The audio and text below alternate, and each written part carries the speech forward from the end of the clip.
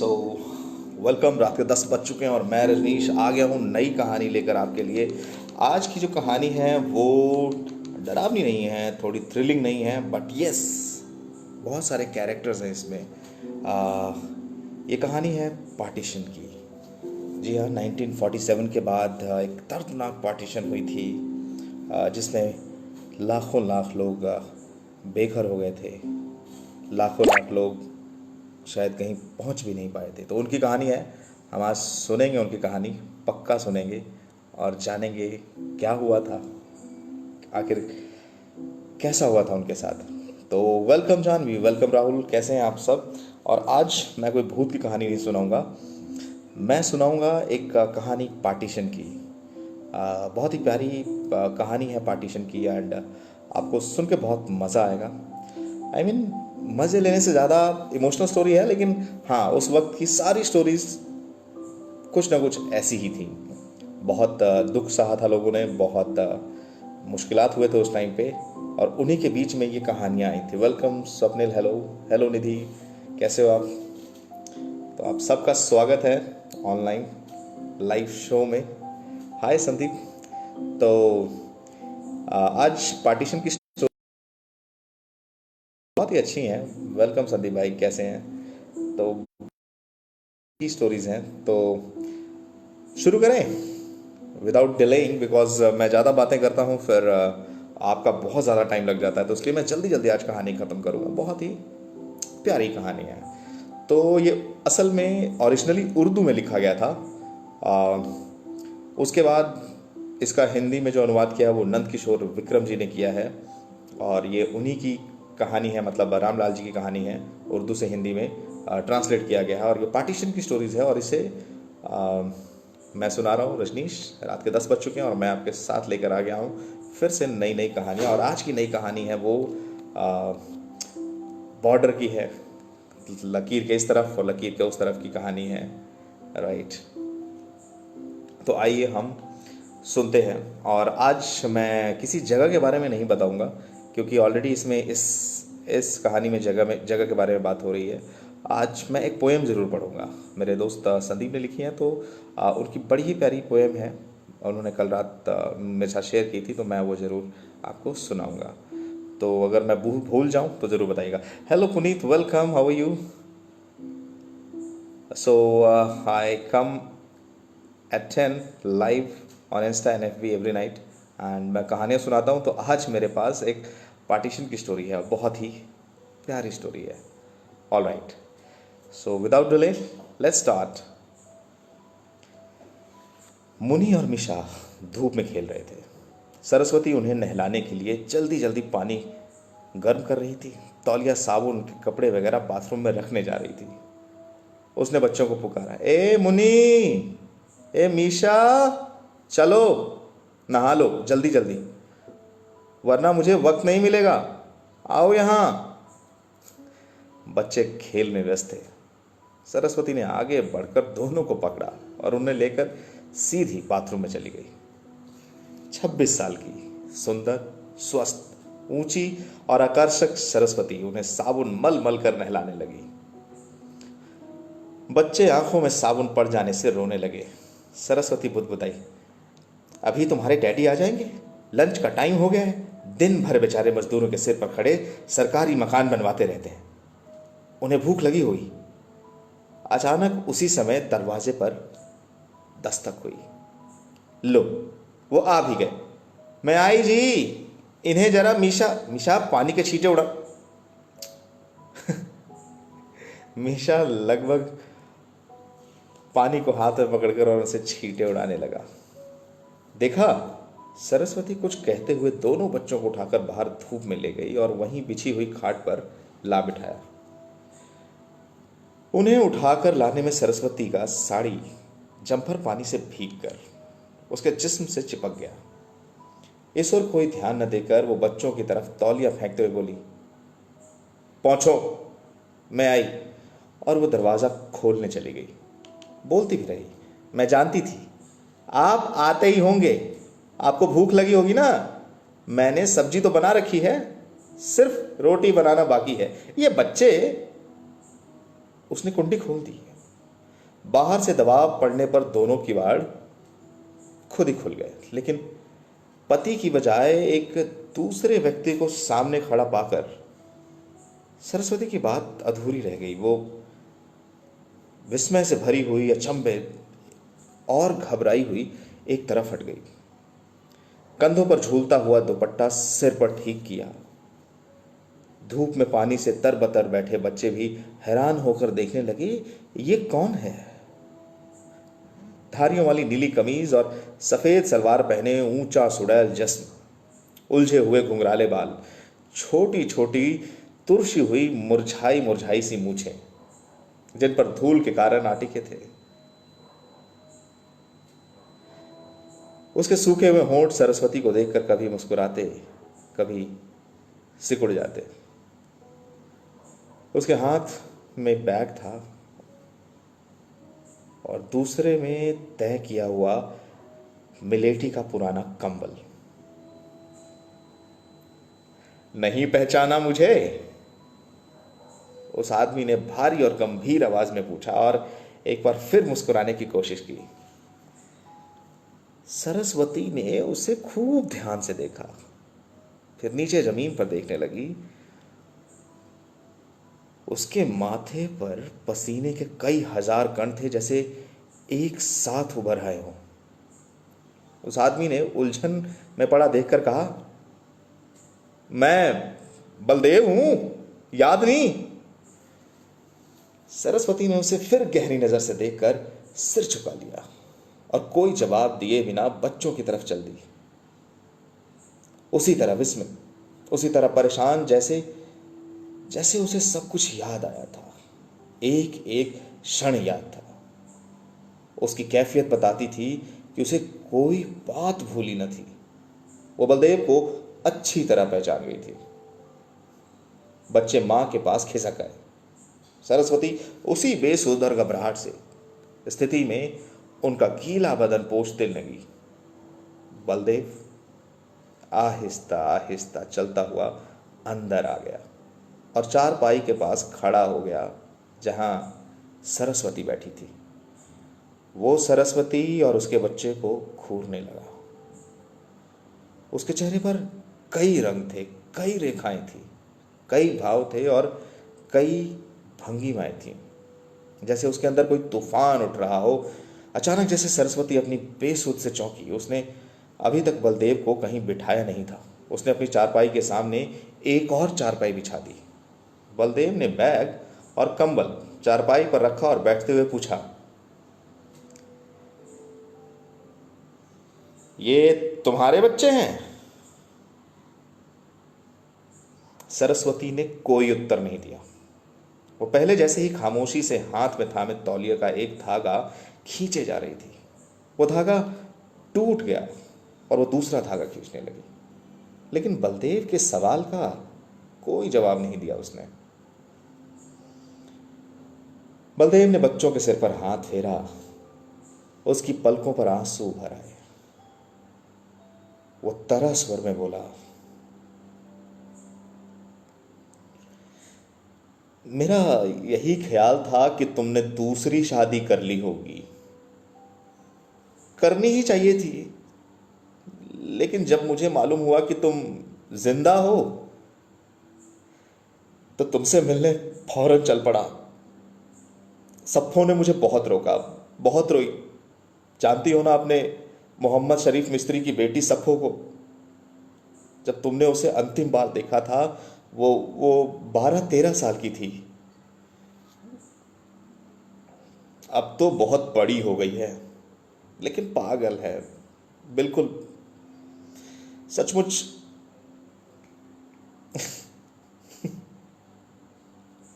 ये कहते कहते बलदेव मुस्कुरा भी दिया। बलदेव की आंखें अब सिर्फ सरस्वती पर जमी थी, शेरो शबाब की कैफियत में डूबी हुई आंखें, भरे भरे गुलाबी होंठ, उसका जवान भरा जिस्म, उसका प्रीत, उसकी सारी कायनात कभी उसकी थी, सिर्फ उसकी। वही इसका मालिक था। वो उसकी तरफ बड़े प्यार से देखने लगा, दिल के अंदर उठे तूफान को दबाकर, आंखों में केवल प्रेम का अमृत लेकर उसकी तरफ देखता रहा। हालांकि खंडित कामना की आई मायूसी की धूल गर्द से उसकी आंखें बची हुई नहीं थी।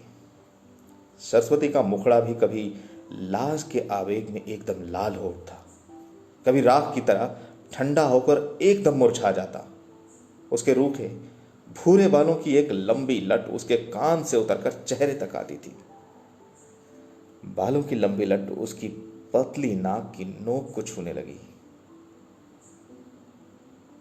उसकी आंखों से बहते आंसू नाक की कगार पर पहुंचकर वहां से बूंद बूंद उसके आंचल पर गिरने के और जज्ब होने लगे। बलदेव ने पांव में पहनी हुई पेशावरी चप्पल की नोक से जमीन पर कई लकीरें खींची, कई त्रिकोण वृत्त बनाए। फिर उन सबको चप्पल से मिटाते हुए बोला, मैं सीधा पाकिस्तान से चला आ रहा हूं। ये सुनकर सरस्वती चौंक पड़ी, उसकी हैरानी और बढ़ गई। उसने यूं हैरान देखकर बलदेव के अधरों पर मुस्कुराहट उतर आई। वो बोला, हाँ हाँ पाकिस्तान से, पर अब यहीं रहूंगा, मुझे यहीं रहना चाहिए। क्यों? अचानक वहां एक अधेड़ औरत आ गई, बाहर से हंसती आ रही थी और बलदेव को देखते ही उसका मुंह खुला का खुला रह गया। उसकी आंखें कई बार सिकुड़ी, कई बार फैली, जैसे उसे बलदेव के सचमुच बलदेव होने का विश्वास नहीं हो रहा था। और वो लगभग चीख कर बोली, बे तू बलदेव है क्या? बलदेव ने उठकर उसके चरण छुए। हाँ जी, मैं बलदेव हूं, आपने पहचान लिया ना? अरे कैसे नहीं पहचानती, लेकिन तू जिंदा कैसे है? हम तो समझे थे। ये कहते कहते उसने सरस्वती की ओर देखा और उसकी कमर पर जोर से दो थाप कर बोली, ओ तू यहां बैठी क्या कर रही है? लाज नहीं आती तुझे? चल अंदर चल। सरस्वती ने जल्दी से सिर पर आंचल ठीक किया और मां के शब्दों से आहत होकर जल्दी जल्दी बच्चों को घसीटती कमरे के अंदर चली गई। शर्म से उसका चेहरा लाल हो गया था। बलदेव की सास के सामने चारपाई पर बैठकर बोली, हो तू जिंदा है, भगवान का लाख लाख शुक्र है, लेकिन अब होगा क्या? हम तो समझे। हाय, अब मैं क्या कहूं, कुछ कहते हुए जी डूबता है। अब मैं क्या करूं? वो उठकर कमरे की ओर चल दी, अंदर गई और कहा, बेटा सरस्वती, अब क्या होगा? मेरी तो बुद्धि जवाब दे चली है। सरस्वती की प्रतिक्रिया सुने बिना वो तुरंत उल्टे पांव बाहर आई और घर से बाहर जाना चाहती थी, किसी को बुलाना चाहती थी। बलदेव ने उसे रोक लिया, चारपाई पर बैठकर बोला, यहां बैठ जाइए माता जी, आप क्यों घबरा रही हैं? मेरे आ जाने पर आपको खुशी नहीं हुई? सरस्वती की मां आंखों पर दुपट्टे का पल्लू रखकर रोने लगी। मेरी बेटी की जिंदगी की किस्मत हाय लगी हुए, सारी इज्जत खाक में मिल गई। जीते जी दो घर वाले आ गए। हाय, तुम मर क्यों नहीं जाती? बेटी पाकिस्तान से इज्जत बचाकर यहां आई, पर यहां सिवा मर जाने के कोई रास्ता नहीं मिलेगा तुझे। यह कहकर उसने जोर जोर से रोना शुरू कर दिया। बलदेव दोनों हाथों से सिर थाम कर बैठ गया। सरस्वती की मां तो उसकी कोई बात सुनती ही नहीं थी। मौका पाकर खंखार कर गला साफ करते उसने कहा,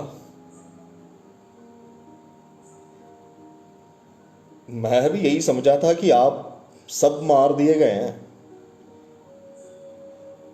होले के मकान में मैंने सरस्वती के चाचा की लाश अपनी आंखों से देखी थी। ठाकुर की लाश दरवाजे पे पड़ी देखी थी।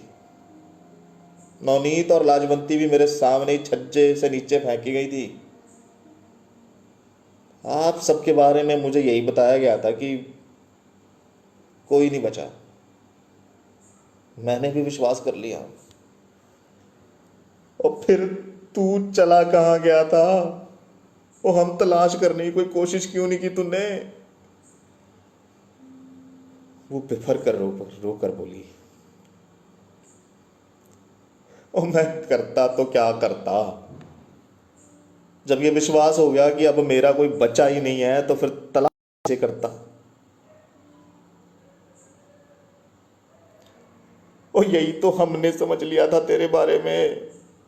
इसमें हमारा कोई दोष नहीं है। हमने यह थोड़ी चाहते थे कि तू मर जाए और हम बेटी का हाथ किसी दूसरे के हाथ में दे दे। ऐसे कौन से नीच माँ बाप होंगे? कोई नहीं बेटा, कोई नहीं। रोते रोते वो हवा में उंगली लहला लहला कर फिर से बोली, तेरी खबर किसी को भी नहीं मिली।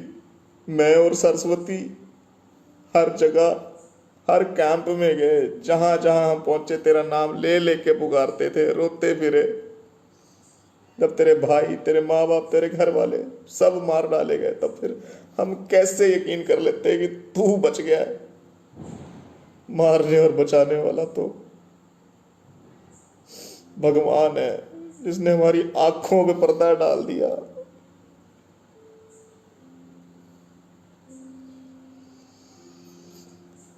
ओ मेरी राह तो देखी होती मां,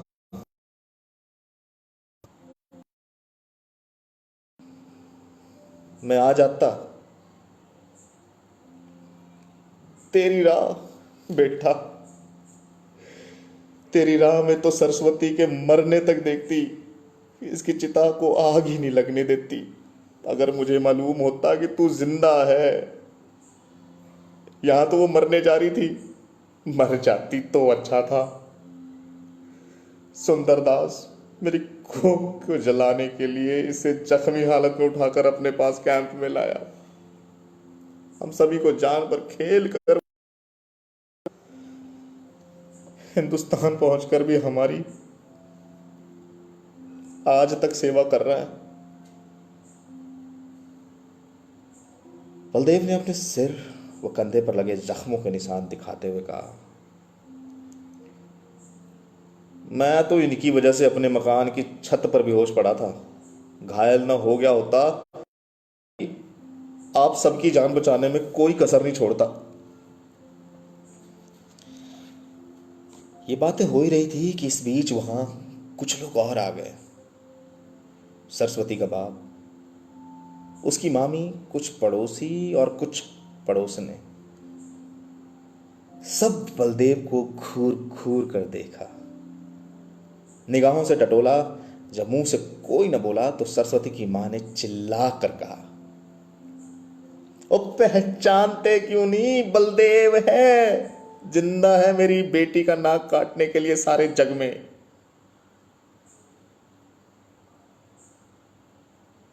सरस्वती का बाप सकते में आ गया।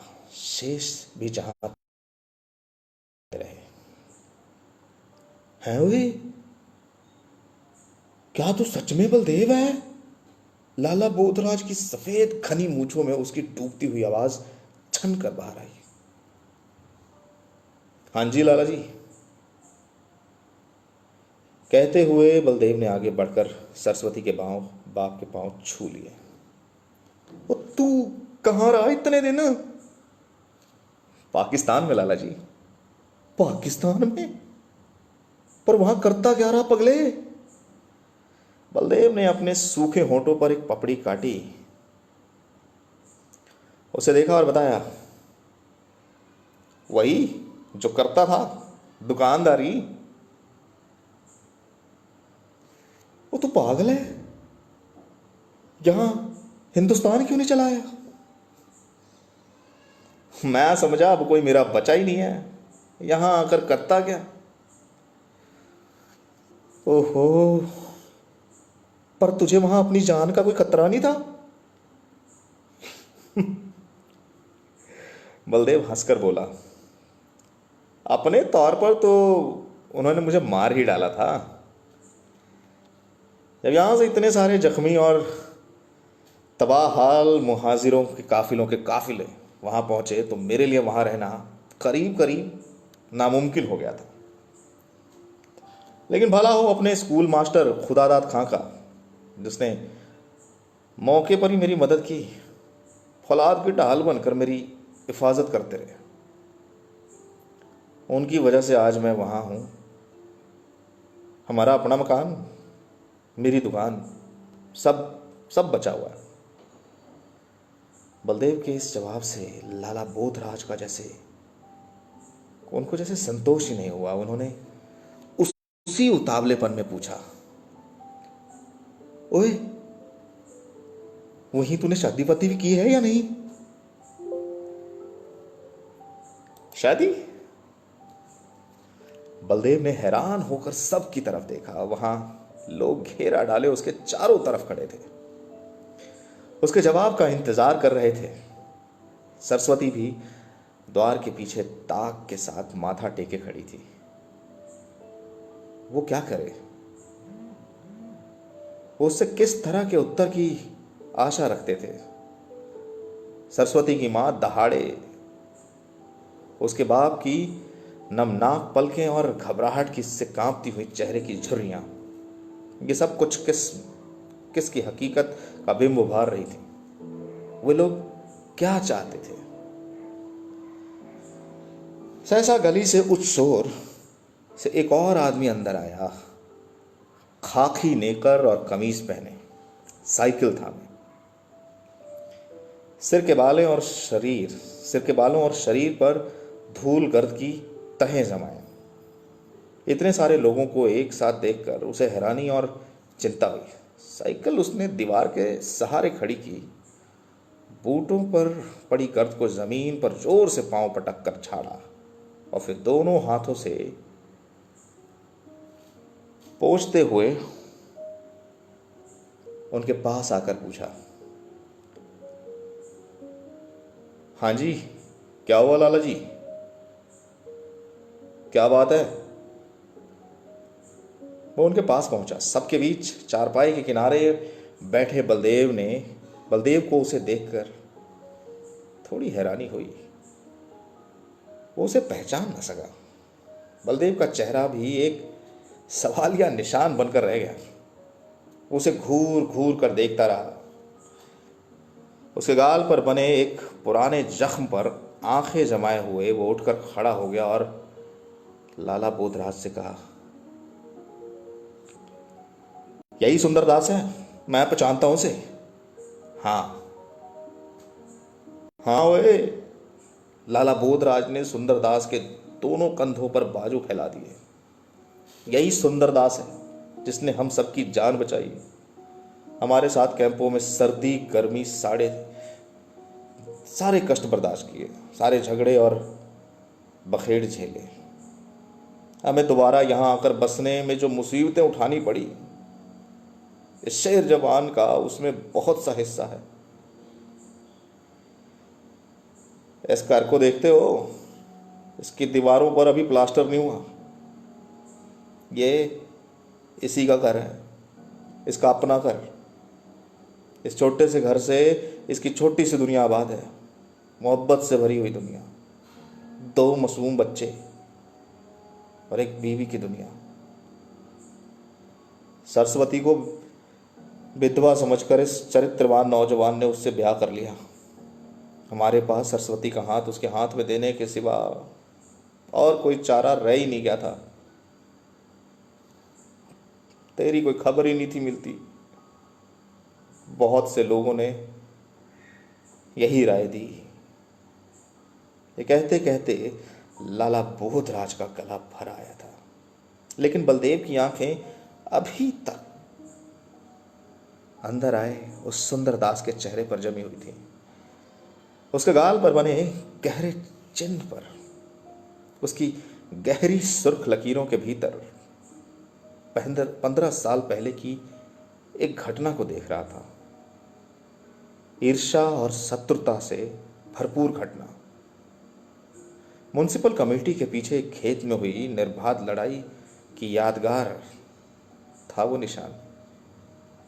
उस घटना को सरस्वती जानती थी। उस लड़ाई का प्रमुख कारण भी वही थी। हालात ने आज सरस्वती को छीन कर सुंदरदास के हवाले कर दिया, वरना उसके रहते सरस्वती की कल्पना तक नहीं कर सकता था ये। सुंदरदास के मुख पर आवेश का भाव उतर आया था। उसका जबड़ा कसा हुआ था। उसके चेहरे पर एक सुर्ख लकीर और लहर थोड़े थोड़े अंतराल के बाद उभर रही थी,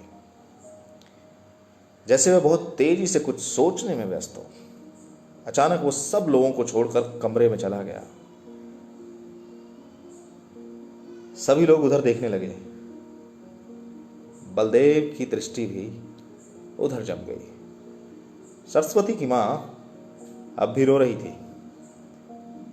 कुछ क्षणों बाद सुंदरदास कमरे से बाहर निकल आया और वो सीधे बलदेव के पास आया। दोनों हाथ निक्कर की जेब में थे।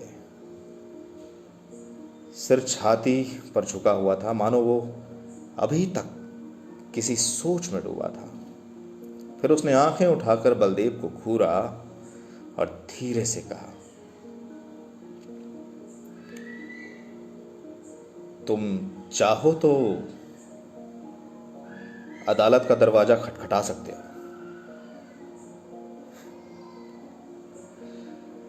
ये सुनकर सबकी जान में जान आ गई, जैसे सब लोग यही चाहते हों।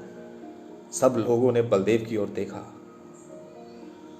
वो सब एक ओर थे और बलदेव दूसरी ओर अकेला और खामोश। 10 साल तक तन्हाई और खामोशी भरी जिंदगी गुजारने के बाद वो अकेला और मौन था। उसके चेहरे पर जैसे इस जिंदगी की यंत्रणा और त्रासदी के बिंब उभर आए थे, गहरे तीखे बिंब। वो कुछ कहे बिना कई क्षणों तक सुंदरदास को देखता रहा। फिर खंखार कर गला साफ किया, कमरे से अधधुले कांपते कपाटों को देखा और कहा, सरस्वती मेरी बीवी है। वो मेरे प्रेम को कभी भुला नहीं सकती। उसे दोबारा पाने के लिए आप लोग अदालत का रास्ता दिखा रहे हैं ना। मुझे अदालत का रास्ता मालूम है। अदालत भी इंसाफ करेगी, लेकिन कब, कितने साल बाद, कौन जाने। मैं अब एक दूसरी अदालत का द्वार खटखटाना चाहता हूं, इसी वक्त, यहीं, इसी जगह। मुझे उसके इंसाफ पर पूरा भरोसा है। ये कहते कहते बलदेव का गला रुंध गया। वो और कुछ न कह सका। उसकी आंखों में छाए हुए बादल भी बरस पड़े। वो अध खुले कांपते द्वार पर निगाह जमाकर रोते हुए थोड़ी ऊंची आवाज में बोला, बस जवाब दे सरस्वती, मैं किसी और से नहीं पूछता, सिर्फ तेरे से पूछता हूं, तेरे से सरस्वती।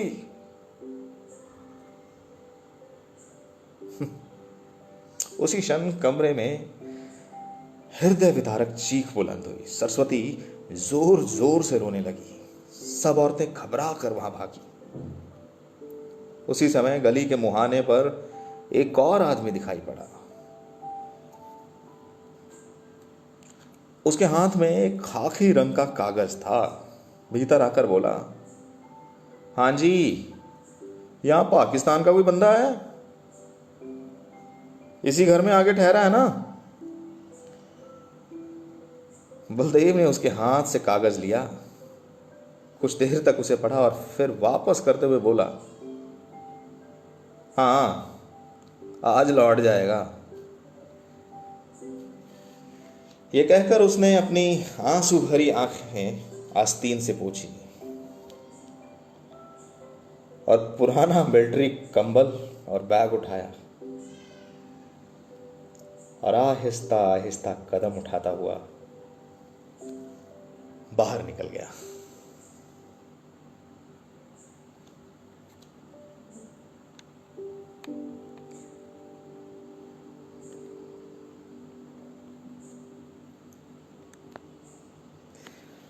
तो ये थी कहानी, आज की कहानी पाकिस्तान की कहानी थी, पार्टीशन की कहानी थी, एक शहरी पाकिस्तान का। इसको लिखा था रामलाल जी ने और उसका उर्दू से अनुवाद किया, हिंदी में अनुवाद किया है नंद किशोर विक्रम में, और पढ़ा आपके दोस्त, आपके story narrator, live storyteller Rajnish ने। तो थैंक यू सो मच, आप लोगों का बहुत बहुत शुक्रिया कि आप सब मेरे साथ बने रहते हैं, मेरी कहानी सुनते हैं और मुझे बहुत अच्छा लगता है। और आज की ये कहानी असल में मैंने साल 1.5 साल पहले पढ़ी थी, और जब पढ़ी थी ना तो मैं भी उसे जी पाया था। और ये अमृतसर के किसी इलाके की कहानी है, और बीते वक्त में उस वक्त इस तरह के बहुत से वाक़या हुए थे कि उस तरफ और इस तरफ की बहुत सारी मुसीबतें, बहुत सारे कहानियाँ, जो लोग वहाँ से यहाँ आए थे और यहाँ से वहाँ गए थे, उनकी बहुत सारी कहानियाँ, बहुत सारे दर्द हैं। तो कल एक कहानी सुनाऊँगा और अच्छी, मेरे पास इसका तो बहुत पुराना ज़ख़ीरा पड़ा है मेरे पास, तो अलग अलग कहानियाँ हैं। And thank you so much Swapnil, आज स्टोरी सुनाने में आप इमोशंस को अच्छी तरह पकड़ के रखा और इमोशनल करने की try. Thank you so much. मेरी कोशिश रहती है कि जब मैं कहानी सुनाऊं तो आप कहानी को फील कर पाएँ। कहानी फील करना बहुत इंपॉर्टेंट, और फील करने के लिए अगर मैं कोशिश करूँगा कि मैं कैरेक्टर्स की तरह बात करूँ जहाँ जहाँ वो बात कर रहे हैं, तो आपको थोड़ा बहुत वो फील ज़रूर आएगा। एंड तो यदि आज की कहानी, इसको अगर आप दोबारा सुनना चाहते हो तो मेरे यूट्यूब चैनल पे जाएं, लाइव स्टोरी टेलर के नाम से मेरा चैनल है, चाहे सब्सक्राइब करें और दोबारा सुने इस कहानी को। जैसे ही हम ऑफलाइन जाते हैं उसके थोड़ी देर बाद ये आ जाएगी। तो अब मैं दूसरी चीज़ आज जो मैं बताना चाहता था, आज मैं किसी जगह के बारे में बात नहीं करूँगा, मगर आज मेरे पास एक कहानी I mean to say that की एक और चीज़ है, वो मैं आप लोगों से शेयर करना चाहता हूँ। संदीप की मतलब संदीप ने कुछ लाइनें लिखी हैं आज के इस दौर पे, तो वो मैं आपके लिए नरेट करता हूँ, पढ़ दिए देता हूँ। हम उन्हें जानते हैं तो सिर्फ एक भीड़, जानते हैं तो सिर्फ एक भीड़, वो भीड़ जो कभी गटर में, कभी फुटपाथ में या ट्रैफिक सिग्नल में खड़ी मिलती है, और ना जाने कहाँ कहाँ। बस हम उस भीड़ को जानते हैं। उस भीड़ का कोई घर नहीं होता। आज ये मालूम पड़ा जब हम अपने घरों में हैं और ना जाने कहाँ कहाँ, बस हम उसे भीड़ समझते हैं। हाँ, एक बार सामने मिली थी वो भीड़, जब वो खुद को जला करके शहर एक आसियाँ सजाने में जुटी थी। तब पहली बार मालूम पड़ा कि उनके पास भी एक आशियाना होता है, जिसमें पति पत्नी, बच्चे, चाचा चाची, दोस्त जैसे रिश्ते भी पलते हैं। लेकिन वो भी सारा दिन खुद को गलाकर रात में रोटी का सपना देखते हैं। और बच्चे, उनका किस्सा थोड़ा अलग है। उनके बच्चों के खिलौने हमारे बच्चों के खिलौने से बिल्कुल अलग होते हैं। रास्ते के कंकड़ पत्थर, रेत, सीमेंट, पता है, बड़े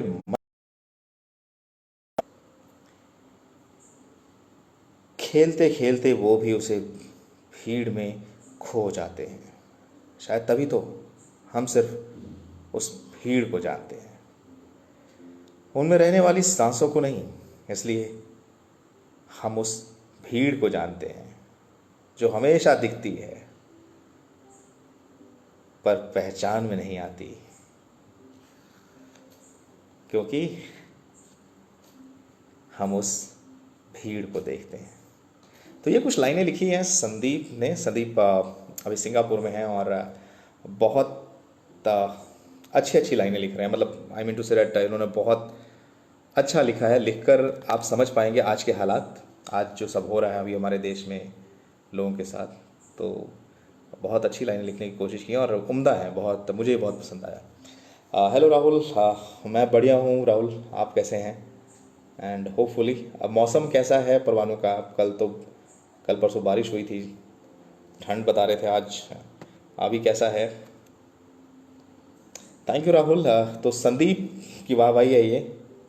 तो संदीप का, और ये मैंने अपने फेसबुक पेज पे शेयर, मतलब फेसबुक प्रोफाइल पे शेयर किया है। आप ज़रूर जाएं, इसे शेयर ज़रूर करें। आई मीन इसके ऊपर एक मिर्शुएल, आई मीन एक आर्टिस्ट हैं, उनकी पेंटिंग भी है। मतलब इन्होंने कुछ इलस्ट्रेशन भी बनाई है, वो भी ज़रूर देखें। बहुत अच्छा है। आई मीन आप फील कर पाएंगे, ये जो शब्द हैं ये बिल्कुल रिलेट करते हैं। तो जाइए, शेयर ज़रूर करें। Thank you so much. उम्मीद करता हूँ मैंने अच्छा पढ़ा हो। संदीप, आपको अच्छा लगा हो। मैं फिर से कभी पढ़ूँगा, इसे अलग से रिकॉर्ड करूँगा। मुझे भी बहुत पसंद आई। कल रात तकरीबन 3:30-4 बजे मैं इन्होंने भेजा था मुझे, और मैंने तब भी पढ़ा था और अभी भी वापस पढ़ने में मज़ा आया। फील इसमें वो सच में फील है, और उससे भी ज़्यादा मैं बोलूँगा कि ये असलियत है। फील मैं कुछ नहीं दे पाऊँगा इसे, आप इसे नॉर्मल भी पढ़ेंगे, क्योंकि आप सब इस वक्त देख पा रहे हैं, महसूस कर पा रहे हैं। इंडिया में है तो ये सबके साथ हो रहा है। और आप ना जाने कितने ही ऐसे लोगों को जानते भी होंगे, सिर्फ पहचानते नहीं हैं, लेकिन जानते ज़रूर हैं। भीड़ दिखती है, होती नहीं है, क्योंकि होने में उनके यानी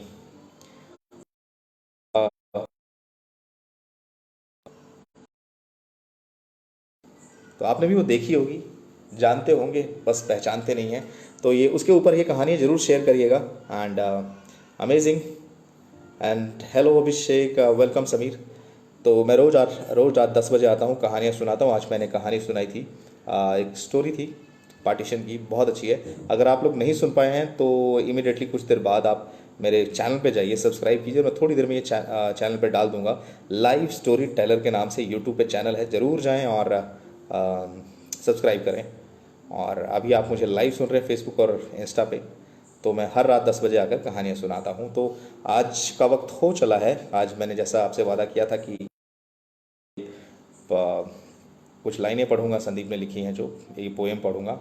और आज किसी जगह के बारे में नहीं बात करूंगा, क्योंकि ऑलरेडी जो फील कहानी में मिली है वो, उसमें बहुत सारी जगह आप किसी भी जगह के साथ जोड़ सकते हैं। Sandeep, thank you so much Rahul, thank you so much. My best wishes are with you too, and hopefully आप सब सेफ हो, घर पे अच्छे से हो। और आप इस लॉकडाउन के बाद यही आशा करता हूँ कि सब लोगों से जाऊँगा, मिलूँगा, क्योंकि इस लॉकडाउन ने बहुत कुछ सिखाया है कि हम लोगों को जुड़े रहना बहुत इम्पॉर्टेंट है। हम सबको टाइम टाइम की बात है, हम लोग सब अलग हो जाते हैं, मौके की बात है, मिल नहीं पाते। लेकिन आप जब भी कभी मौका मिले तो एक दूसरे से बात कर लेना और मिलना बहुत ज़रूरी है। और सिर्फ आपस में नहीं, ना जाने कितने ही ऐसे लोग होंगे कभी बात नहीं कर पाते। तो अब वापस मैं सबको कॉल करूँगा, मिलूँगा, बात करूँगा ये लॉकडाउन के बाद, ये ज़रूर। आप में ही एक फील दे रही है ये सभी लाइन, ये अपने, हाँ बिल्कुल बिल्कुल, ये सब कुछ ज़रूर आप शेयर ज़रूर करें। मेरी प्रोफाइल पे है संदीप की लाइनें, ज़रूर शेयर करें। और ये ऊपर जो आर्टिस्ट ने जो पेंटिंग बनाई है, डिजिटल पेंटिंग है, वो ही बहुत अच्छी है। ज़रूर ज़रूर जाए और इसे शेयर करें, पढ़ें ज़रूर, क्योंकि हम लोगों ने शायद कुछ आदतें ख़राब होती चली गई। जैसे जैसे हम बड़े होते गए, हमें लगा कि किताबों से पीछा छूट गया। लेकिन किताबें सिर्फ़ और सिर्फ स्कूल तक सीमित नहीं है, उसके बाद सिर्फ डिग्री तक सीमित नहीं है, उसके बाद सिर्फ नौकरी पाने तक सीमित नहीं है। जो किताबें आप पढ़ेंगे कहानी बनेगा, जो आप फिल्में देखते हैं उससे आपका कैरेक्टर बनता है। हज़ारों हज़ार लोग मिलकर ये काम करते हैं, आपके लिए किताबें लिखते हैं, आपके लिए फिल्में बनाते हैं ताकि आप पढ़ सकें। जैसे एक नेता एक मंच पर खड़े होकर एक भाषण देता है और उसके बाद हज़ारों हज़ार की तादाद में लोग उसे फॉलो करते हैं, उनकी बातों पर अमल करते हैं। उसी तरीके से एक फिल्म, एक लेखक और न जाने कितने ही आर्टिस्ट ये एक साथ मेहनत करते हैं ताकि वो दुनिया को कुछ दे सकें, समझा सकें। तो उन सबको पढ़ने, लिखने और देखने पे हमारा अपना कैरेक्टर बनता है। और जिन किताबों की मैं बातें कर रहा हूँ और जिन किताबों के काम आदमी समझता है कि स्कूल तक सीमित है, वहीं तक सीमित नहीं है। उसके बाद की जो किताबें हैं जिन्हें स्कूल में नहीं दिया जाता, नहीं पढ़ाया जाता, वो बहुत इंपॉर्टेंट है। तो ज़रूर पढ़ेंगे संदीप की लाइनें। सॉरी मैं बहुत ज़्यादा बोलता जा रहा हूँ, बट ज़रूर। तो आज का वक्त हो चला है लगभग, लेकिन बहुत अच्छा लगता है यहाँ बैठकर आप लोगों से बातें करना। एक तरफा बात है लेकिन मज़ा बहुत आता है। हाँ यार राहुल, लिटरली चाइल्डहुड मेमोरीज तो बहुत बहुत याद आता है। आई मीन वो टाइम वापस तो नहीं आ सकता, लेकिन यस। और अब राहें, ऐसा लगता नहीं है हम लोग दूर होते चले जा रहे हैं, पास आने का कुछ रास्ता नहीं दिखाई देता। लेकिन अमेजिंग, कुछ टाइम के लिए सही, लेकिन उन यादों में हमेशा वापस जाना चाहता हूँ। वो क्रिकेट ज़रूर खेलना चाहता हूँ, बॉल ज़रूर ढूंढना चाहता हूँ, वो सीडी ज़रूर देखना चाहता हूँ। आज सब कुछ करना चाहता हूँ, लेकिन वो टाइम नहीं है, वो वक्त नहीं है। लेकिन आ, बहुत बढ़िया है।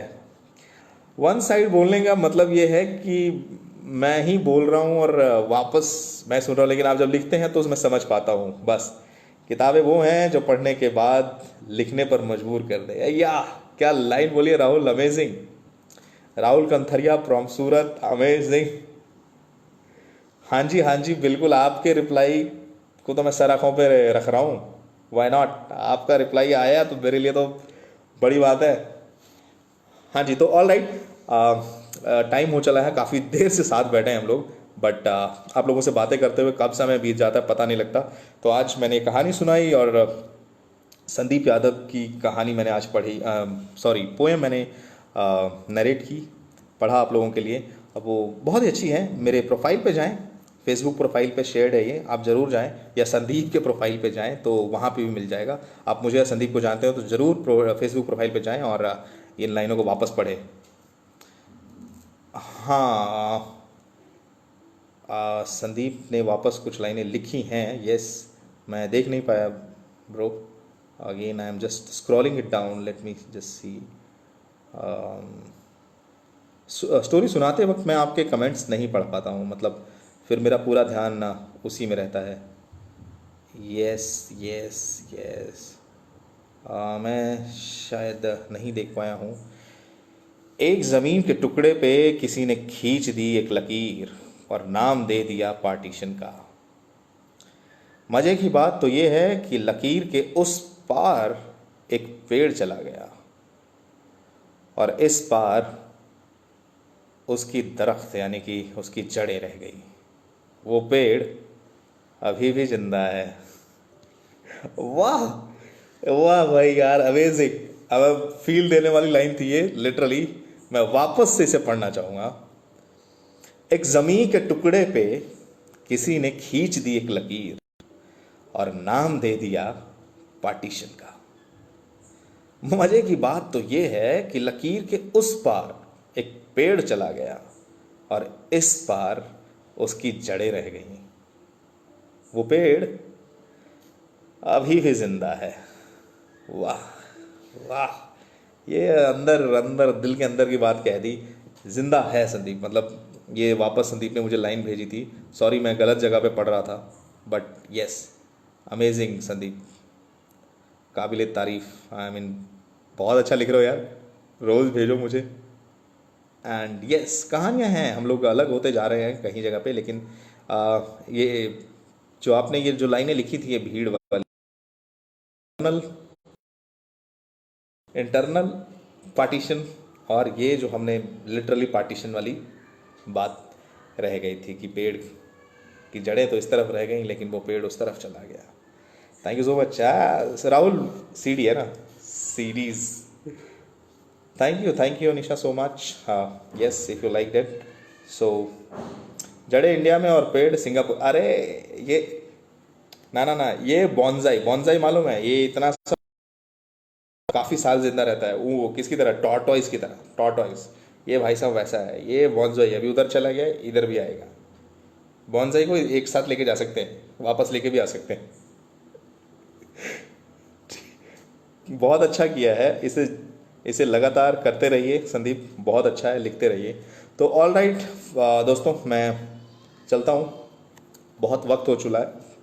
एंड तो हर रात 10 बजे मैं आपके साथ यहीं फेसबुक और इंस्टा पे लाइव मिलूँगा और मैं सुनाऊँगा आपके लिए कहानियाँ। तो हर रात मिलेंगे।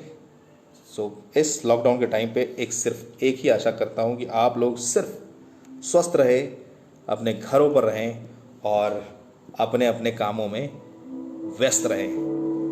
तो मिलते हैं कल रात सेम वक्त पे मिलने का वादा लेकर। मैं आप सबसे रुखसत लेता हूँ, विदा लेता हूँ।